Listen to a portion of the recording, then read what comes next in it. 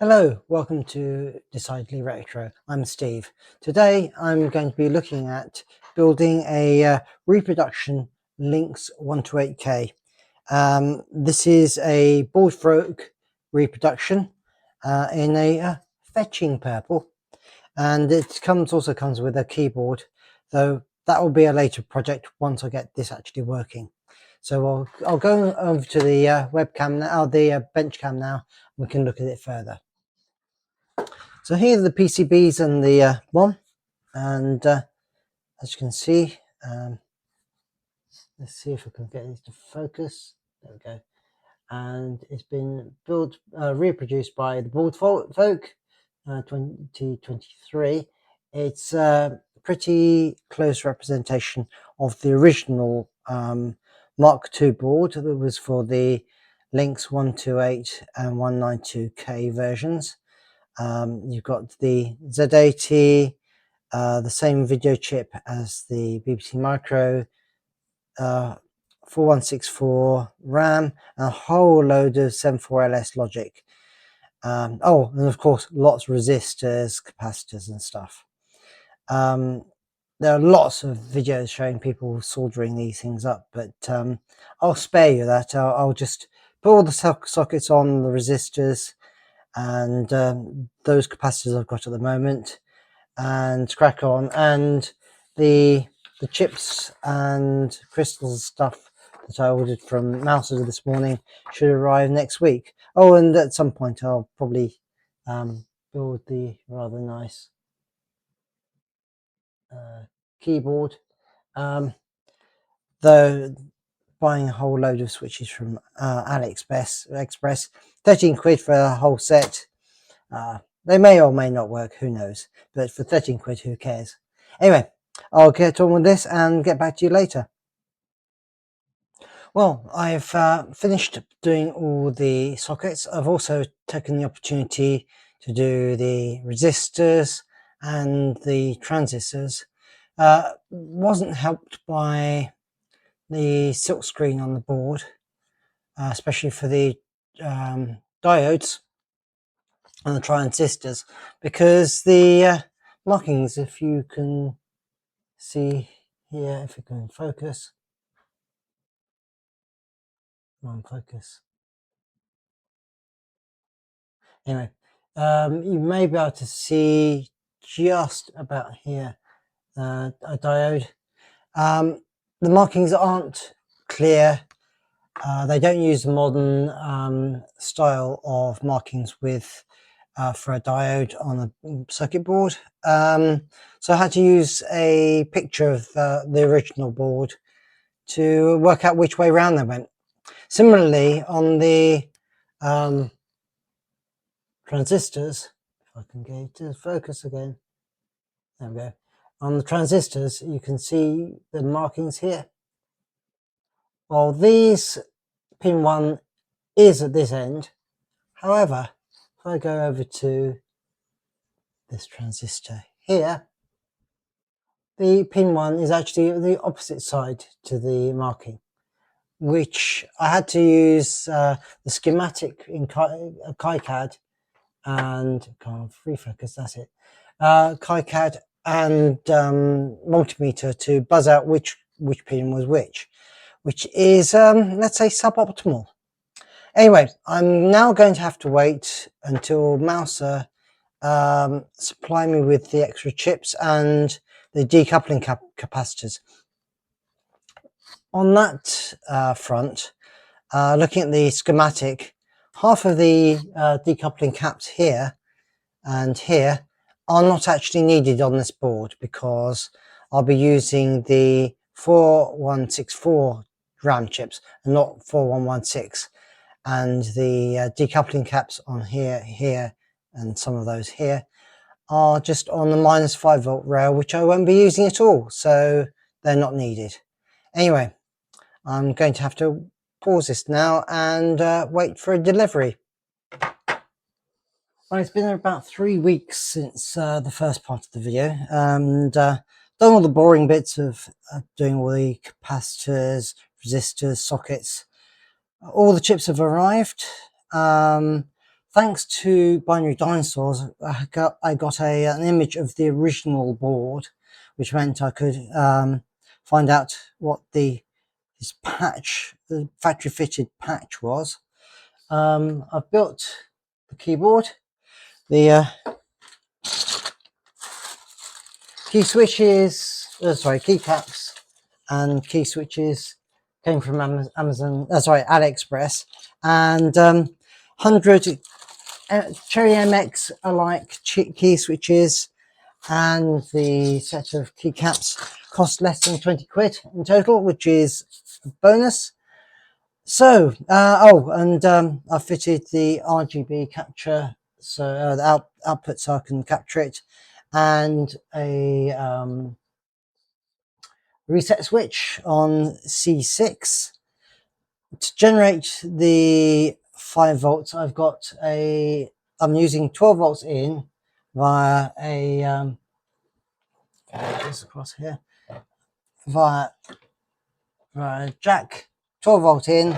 That's going into the 12 volt into the connector here, over to a buck regulator, cheap thing from Amazon. I think I got 5 for 10 quid or something like that, and found the ROMs online, part of a MAME emulation. The 12 volts is needed not only for the serial ports, but also for the TEA 1002 power encoder chip. I've been trying to do a color composite mod, because the composite video coming out of here is purely monochrome. So anyway, not all the parts have arrived yet. Still waiting for the relay, the 7-pin DIN, and a few of those components, but those aren't required for testing the system. Anyway, let's see how far I've got. I can switch over to the capture. Oh, it's not the wrong one. Switch over to the capture and switch on, and we do actually have a proper screen, as you can see. However, well, at the moment it seems to be working. I've had a problem where it's forgetful or crashes. So let's just try to write a program.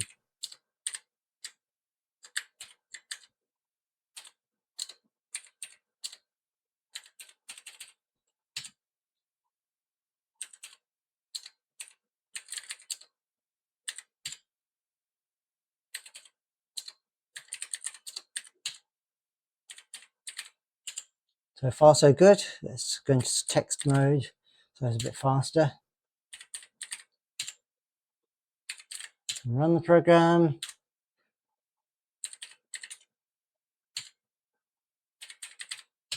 Now if I leave it for a little while, probably about 30 seconds or so, it will start playing up. It's almost as if the RAM is forgetting its contents.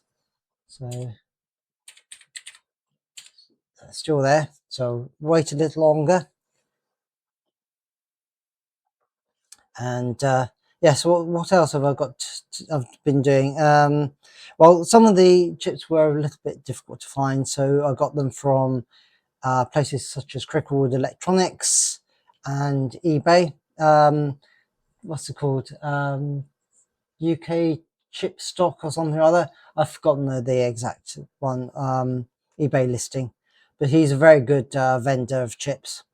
And also another one where I got the TEA, and I'm getting the socket and the relay from. Let's see if it's still working.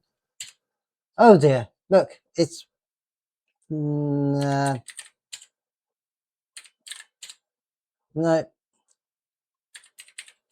everything's a syntax error now, and in a minute it'll probably just crash anyway.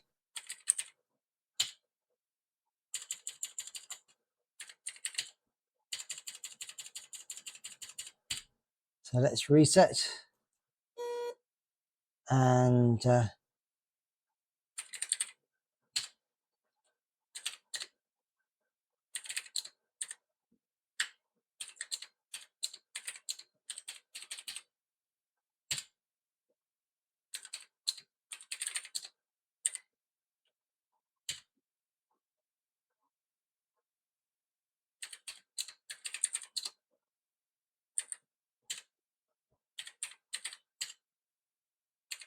as you can see, for a while it will work unless it's left not doing anything, which is puzzling. I can switch over to the oscilloscope. I should be able to anyway.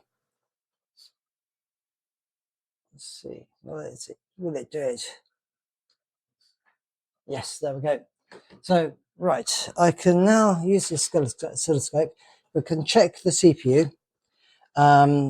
Check for the refresh line. That's pin 28. So let's get it. Pin 28 is 1, 2, 3, 4, 5, 6, 7, 8. 1, 2, 3, 4, 5, 6, 7, 8. As you can see here, we've got a nice refresh here. That goes over to pin 7 of IC8. 1, 2, 3, 4, 5, 6, 7. And as you can see, that's coming out of the 244 fine. It then goes over to, where is it? It's the 09. Where are you?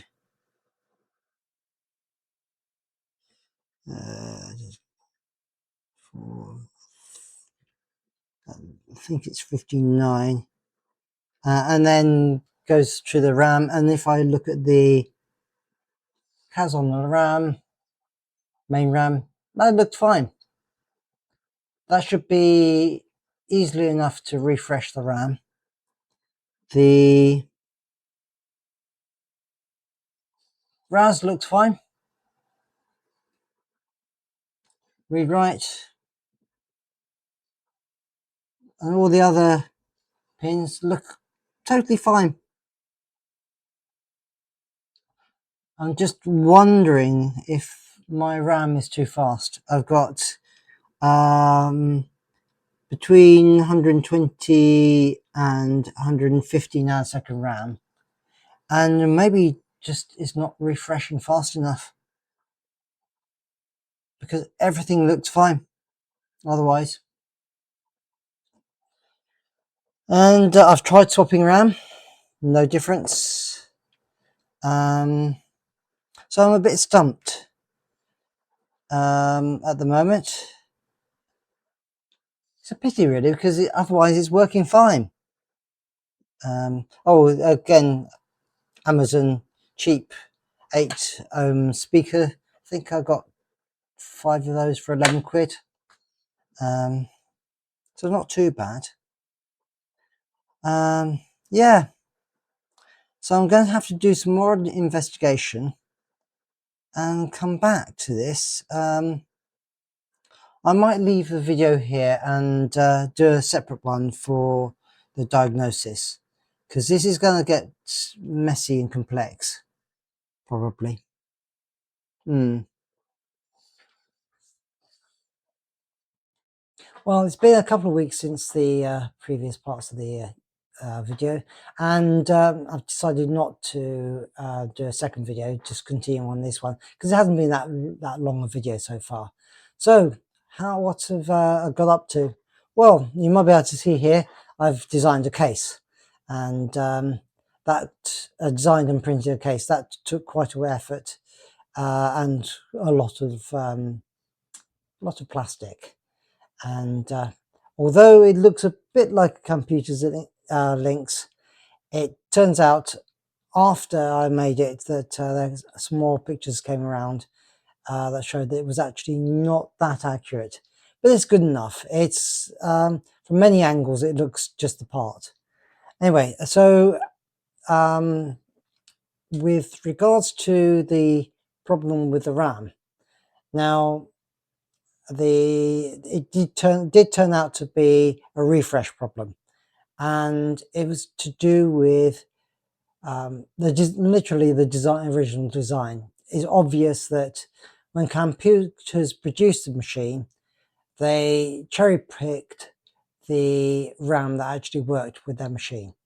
And I'll just go through that, how the RAM system works and why it doesn't work with certain RAM chips. The way that dynamic RAM works is that it's a bit, each of the bits is a bit like a capacitor, and if you don't access the refreshes the cells every so often, then the charge in those capacitors will drain away slowly and you'll lose the data. For this reason, the Z80 CPU has a refresh output. In this case, it goes through a 74LS244 buffer onto the main bus. This then comes in to here through a 74LS09 and into a flip-flop. The problem here is that by going through here is literally halving the rate that the RAM is refreshed.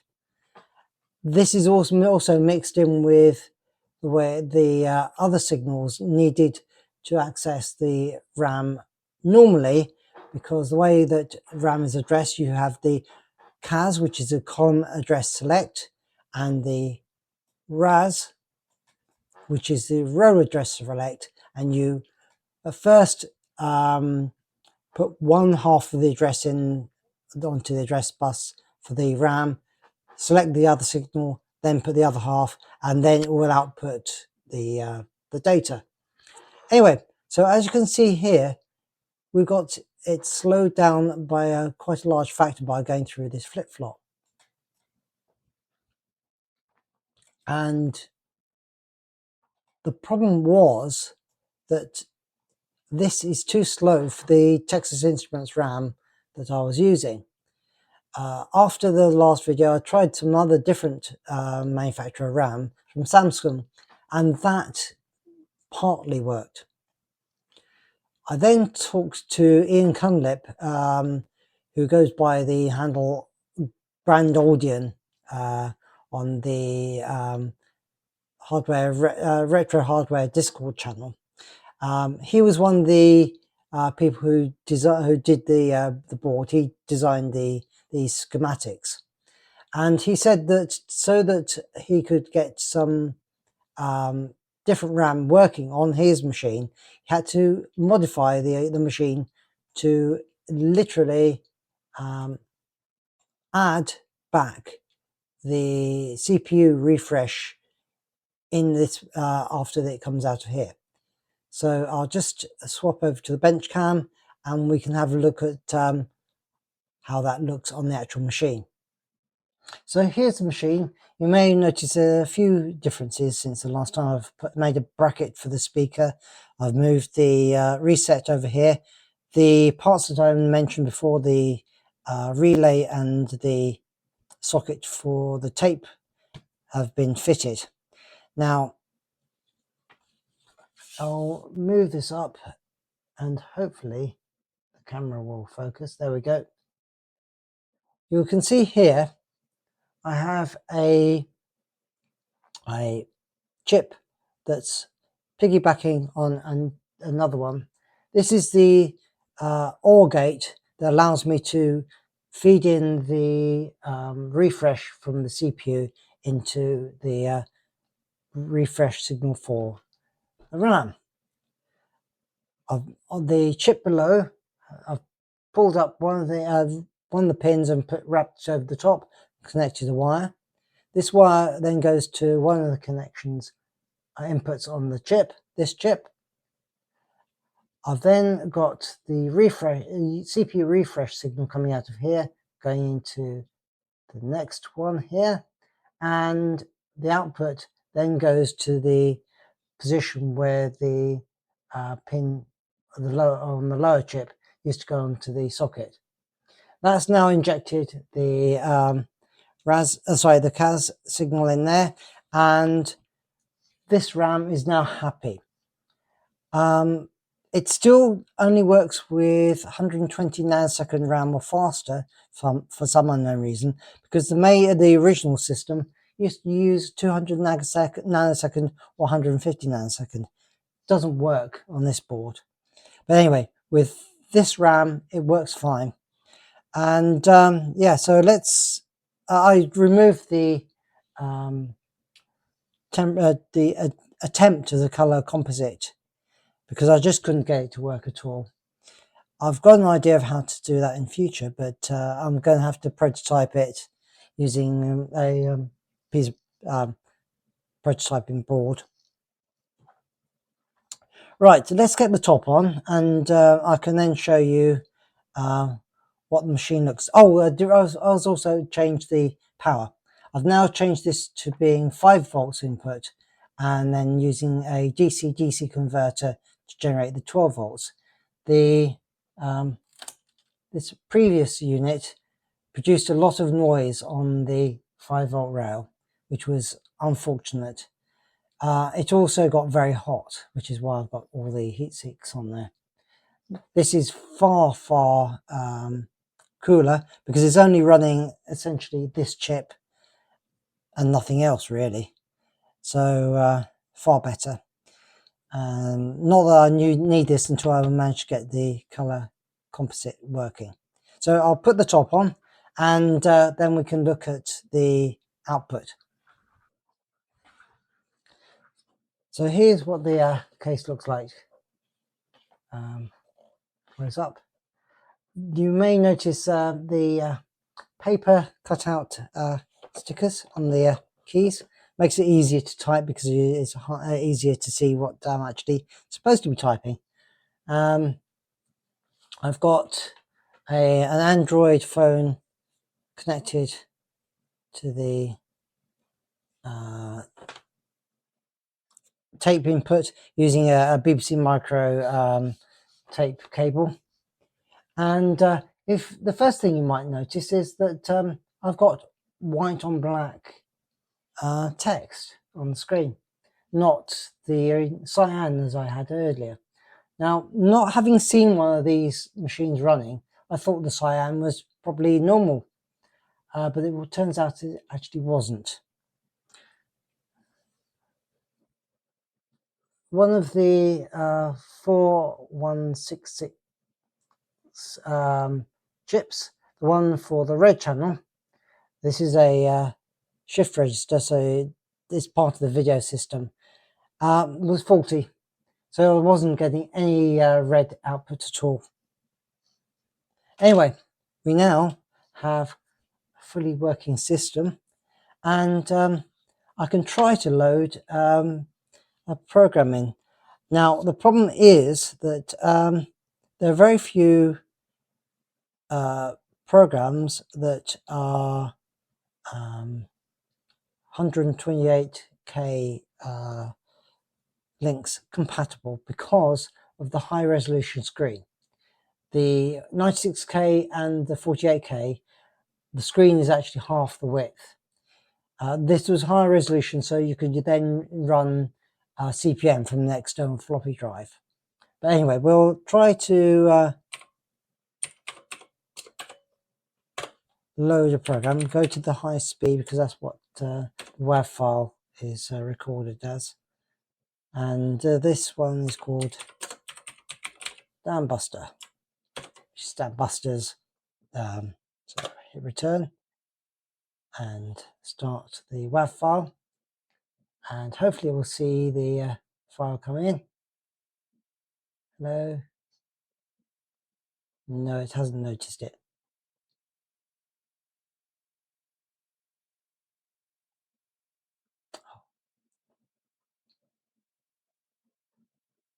So let's check the it's the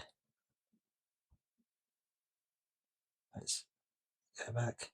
The Android phone had turned down the volume. Let's try again. There we go. So it's seeing the output from the tape, and loading it in.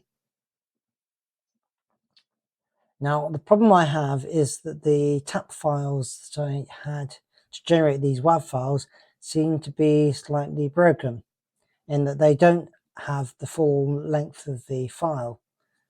And so when it gets to the end here, it doesn't actually see that it's finished. It hasn't clicked the relay. I'll replay that, and then it'll, that it's read the amount of data it thought it should have, but of course it's incorrect because of it. It's the start of the file again. So as you can see, it has actually loaded most of it. Let's see what happens if we type run. As you can see, it's not quite worked. Let's try again with a different speed of file.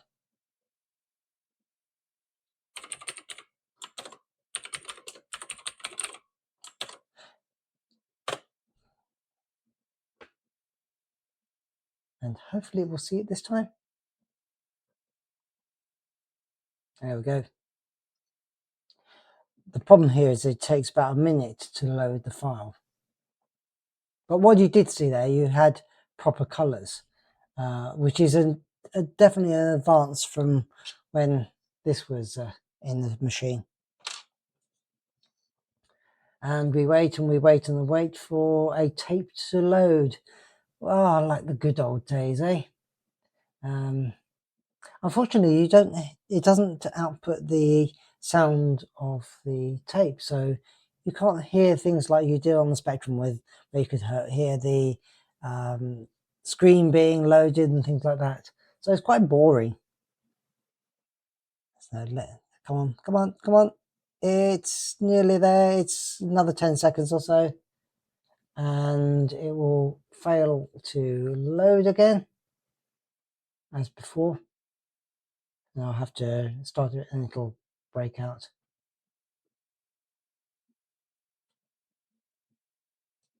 So start there again. Click. There we go. And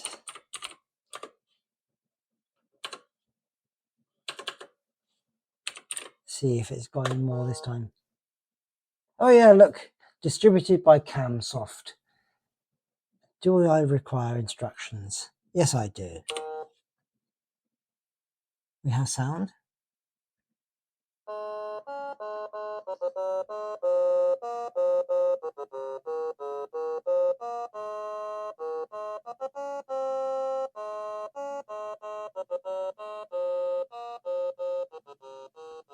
Not really a very good rendition of the Damn Busters March, but it's better than nothing, I suppose.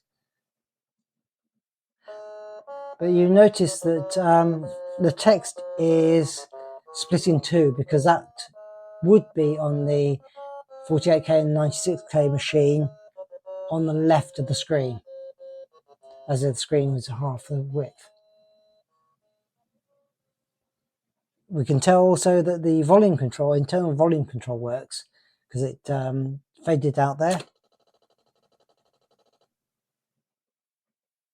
Now, the other issue is I think we've got some of the graphics in the wrong place. And yeah, but at least it's working, sort of. Not the best game in the world, but I guess, well, it looks like most of the games that are found have all been written in BASIC with only a little bit of machine code, which makes them really quite slow.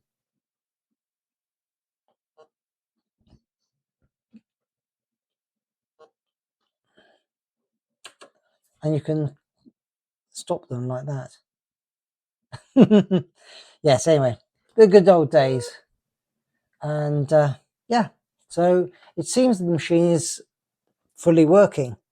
Seems. I haven't been able to test anything else at the moment, but as far as the project goes, it's probably finished. I think that's the end of the video, and if you like the video, click the like, subscribe, and all that sort of thing. It helps with the YouTube dynamics and whatever, so other people actually see the videos. If in future I find some interesting games, I might make a little video for that. But for the time being, I think I'll say goodbye and, well, see you next time.